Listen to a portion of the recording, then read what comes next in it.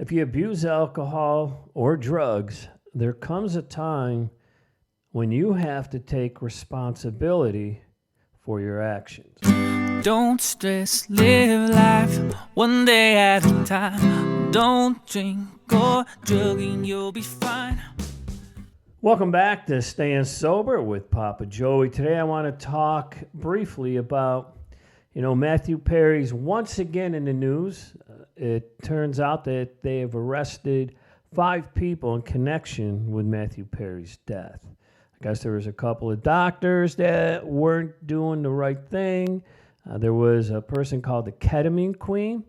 She was charged with having quite a bit of drugs in her home, including the ketamine, of course. Matthew Perry's assistant was also charged with the death of Matthew Perry, which is good. I mean, I'm glad they found these people who helped Matthew, ruin his life.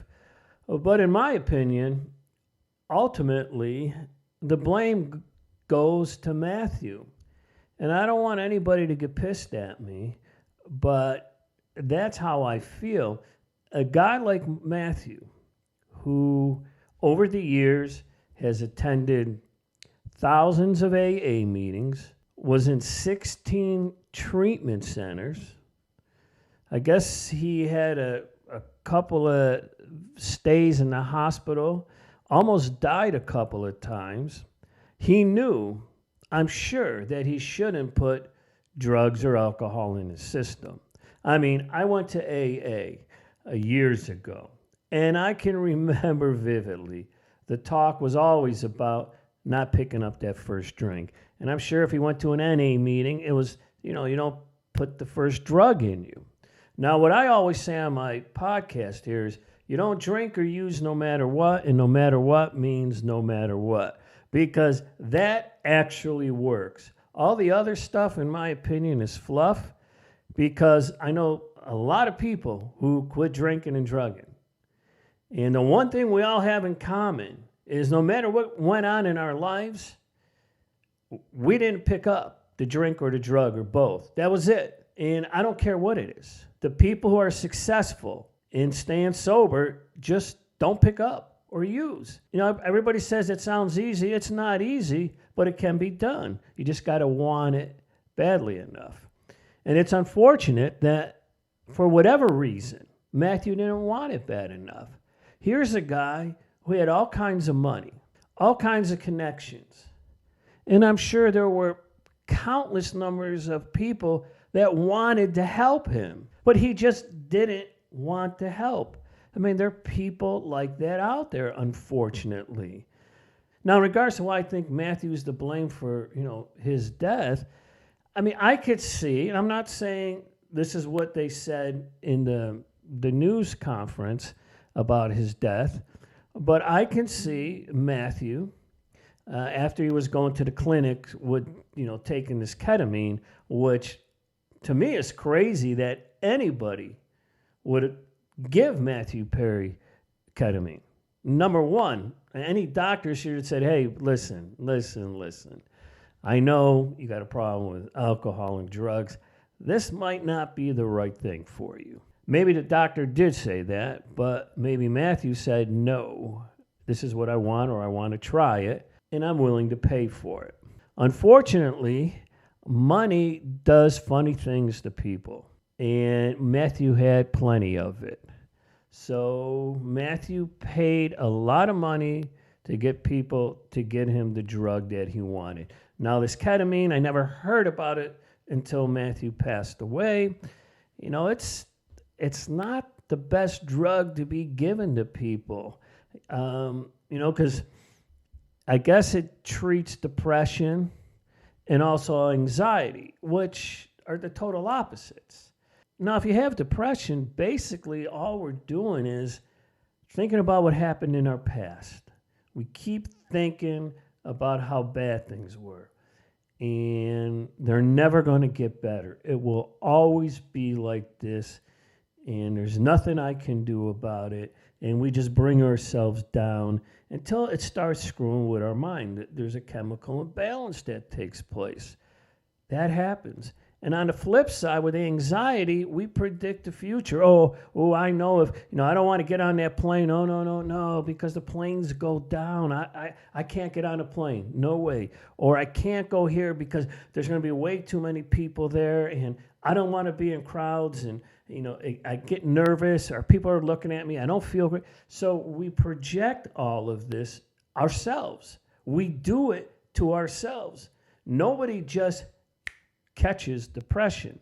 Nobody just catches anxiety. It's what we do to ourselves. Unfortunately, the doctors say, here's a pill. Oh, here's another pill. Hey, try this pill. So maybe the drug could jack you up a little so you feel good, right? Oh, well, I feel great now. Maybe get some work done or whatever, and you start to forget about your past. But sooner or later, that drug's going to wear off, right? And then it's, woe is me again. I can remember years ago when I was attending AA, I had broken up with a girlfriend that I was living with, and I took it pretty hard. I was feeling kind of down and out, and you might say I was depressed. I was moping around. I really cared about the woman. And I went to see a guy who had like 20 years of sobriety. I think I was 3 or 4 years sober. So I went over his house, told him what I was going through, picked up the dictionary, and he read about, the definition of depression. And one thing it wrote, it was loss of spirit. And he said, Joe, you just lost your spirit, man. You've got to, get out of your mess mentally about what happened, and then accept what happened, and then move past it. Or start thinking like, well, right now she's away, but maybe in the future you might be able to get back together, something like that. But he showed me it was all my own thinking. Wayne Dyer, who I used to follow a lot, would say, nobody can give you a bucket full of depression or anxiety. It's all caused by our own thinking. And because we cause our own thinking, we can get ourselves out of this, negative thinking. It may take a little time. I'm not saying it's easy. Matthew Perry, for whatever reason, always went back to that which hurt him, and that was the drugs and the alcohol. And now blaming these 5 people for Matthew's death is not really, in my opinion, the right thing to do. It could be, they contributed to his death, by doing the stupid shit of giving him the drug, but nobody talked about Matthew's responsibility in the matter. Now, if you got people with money and they're flashing cash at you, well, they may take it, even doctors. Now, as far as this ketamine queen, I guess she was a drug dealer, evidently, and Matthew was paying top dollar for the drug. But in my opinion, Matthew, in a way, was helping this drug dealer, and maybe the other doctors were doing the same thing they did to Matthew with other patients. Matthew was helping them buy more drugs to give to other people on the streets. We're all saying, poor Matthew, this is terrible. But Matthew himself, because of his actions, by paying these people huge sums of money for these drugs, may have contributed to the deaths of other people because of the drugs these people were selling them. Now, I'm not saying that happened, but there's a chance it could have happened. And I don't think that was maybe Matthew's intention. I just think Matthew just wanted to get high. Matthew wanted to feel really good. And the ketamine did it for him. Matthew was doing his book tour. And the first couple times I saw him on the book tour, he was saying that he was like 1.5 years, I believe, sober at the time. And I called bullshit. There was no way he was sober. And unfortunately, I was right, because after he passed away, it came out that he wasn't really sober. And it's shameful. And then, during his interview And he said that he didn't want to be remembered as Chandler Bing on Friends. He wanted to be remembered as somebody that helped other people. Now, that sounds great, and I applaud him for wanting to help other people. But he couldn't help himself. So if you can't help yourself, you're not going to be able to help other people. And even the woman on this news program or on this committee of everybody who was, bringing up charges against these people, she even said the same thing. Well, Matthew wanted to help other people, and maybe this is how he did it. And I was thinking, no. You can't make him a martyr. This doesn't help anybody.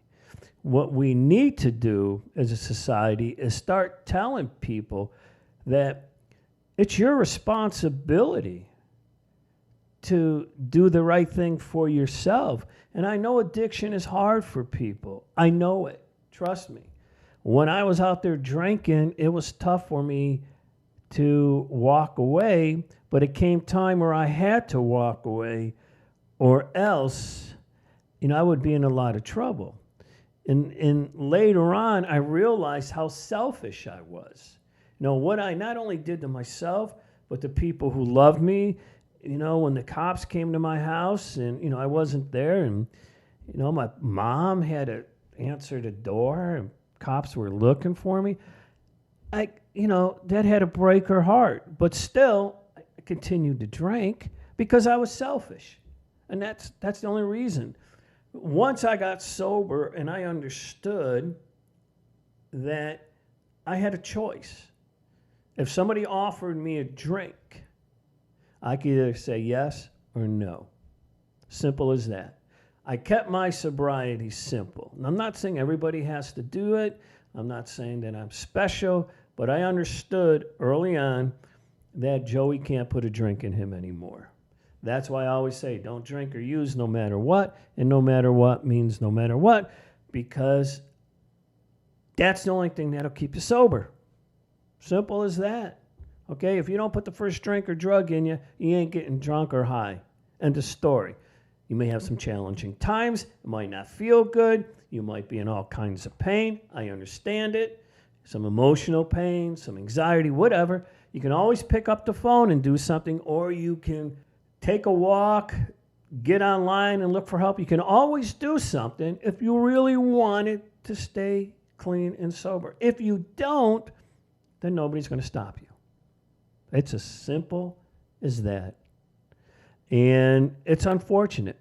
I shared in a podcast a couple of times, and it's very difficult. But my daughter, 4 years ago, died of a drug overdose. I went through 2 overdoses with her.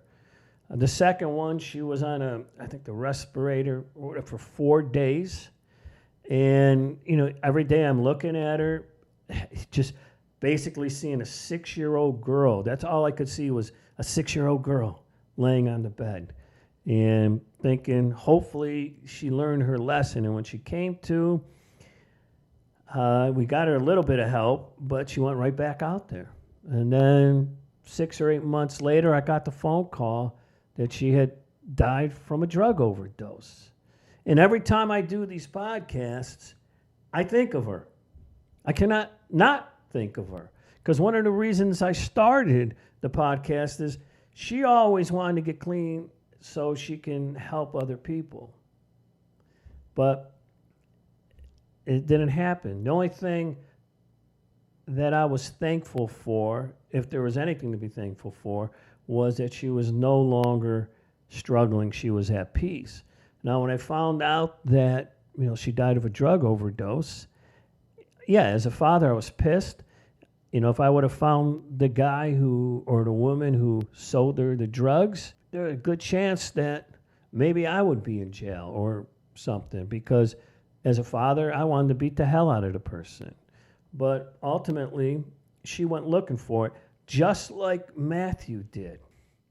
We have to start telling people out there, if you're going to buy drugs on the street, even though at first, I believe Matthew was getting the drugs from the doctor. I think they prescribed him certain amounts of ketamine, if I'm correct. But later on, when he got it from this queen or whatever, he paid top dollar for the drug on the street. So if you're buying drugs on the street, you know it's the wrong thing to do.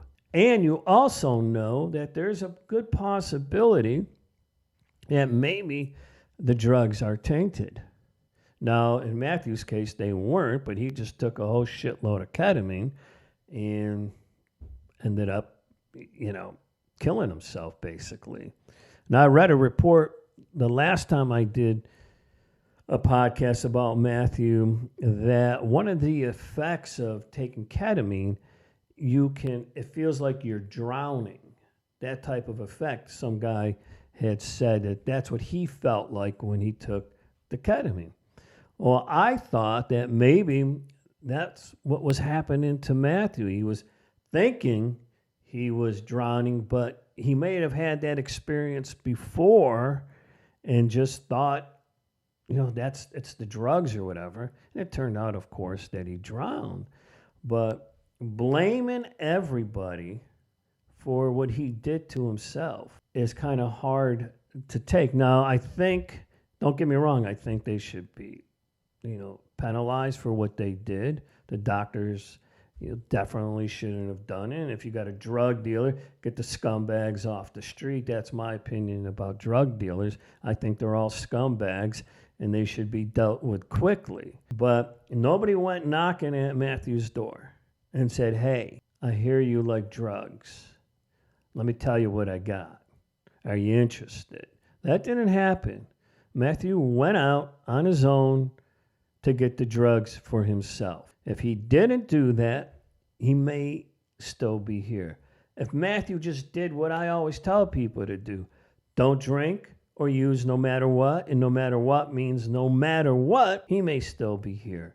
And if he really wanted to help people, he might have 4, 5, 6 years under his belt, and then go out and tell people, hey, look at what I did. Here's how I struggled, blah, blah, blah, but I'm here today and I can tell you, how I did it, and maybe something will resonate with inside of you and it'll help you maintain your sobriety. But ultimately, the decision is yours if you're going to stay sober or not.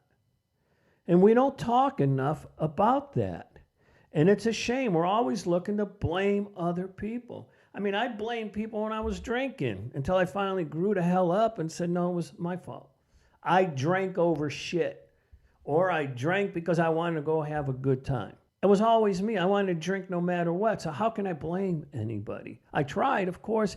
Everybody does. Oh, my wife did this. My buddy did this. I lost this job. My asshole boss, took advantage. I supposed to have, that one position, gave it to somebody. You always come up with the bullshit excuses. But if I drank over it and shit happened to me, it was on me. Nobody ever tackled me and grabbed a bottle of booze and shoved it in my mouth and told me, drink. Nobody did that.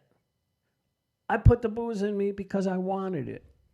And then I quickly learned, not quickly, but when I decided to quit 32 years ago, I said I was done living that way. And it was hard at first to get the thoughts out of my head, but I did it. And I just kept on going. I never wanted anybody to pat me on the back and go, congratulations, which people still do. But I always feel like, what are you congratulating me for? Not being an asshole? Not drinking and driving all the time? Not, being selfish? You congratulate me because I'm not that person anymore? No. I mean, I understand why they do it, but I'm just happy I don't. And it's a shame that Matthew couldn't get to that point in his life where he could have just said, man, I'm one lucky SOB. I was in a great show, great TV series. I got all kinds of money. I live large.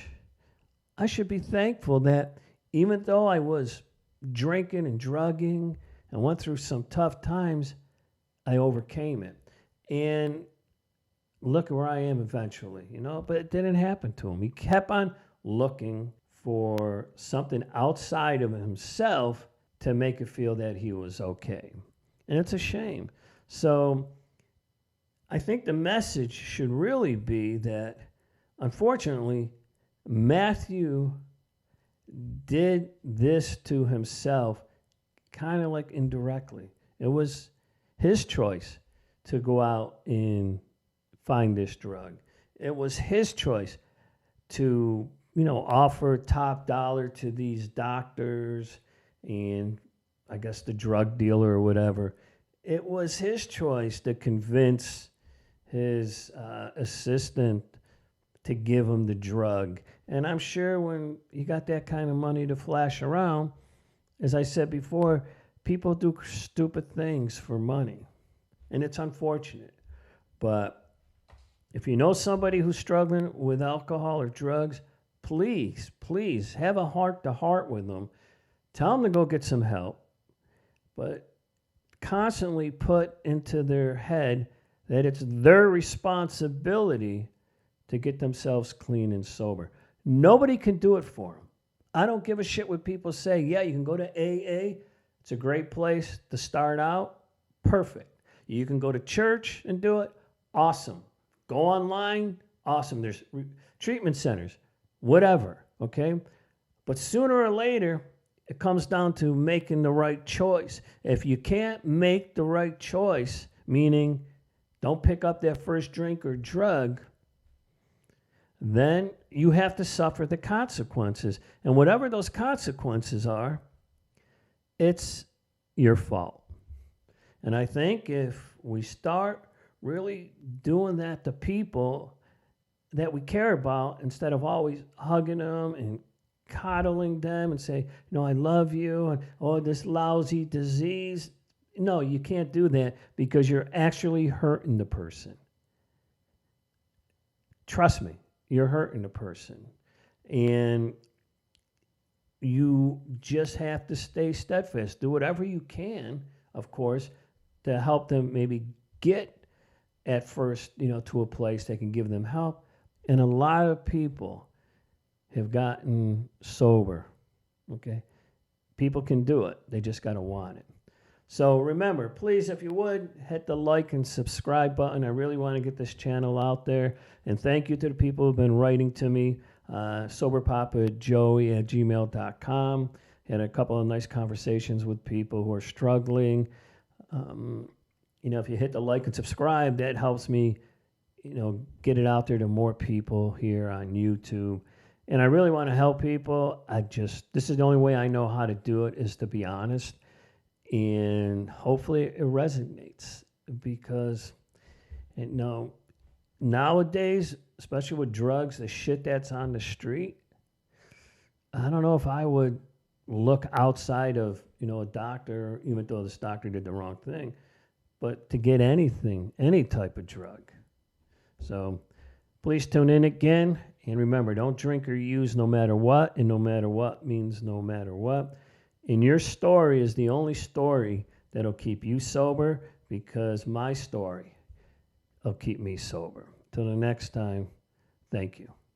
Think about your serenity. Be grateful for your sobriety. Staying sober with Papa Joe.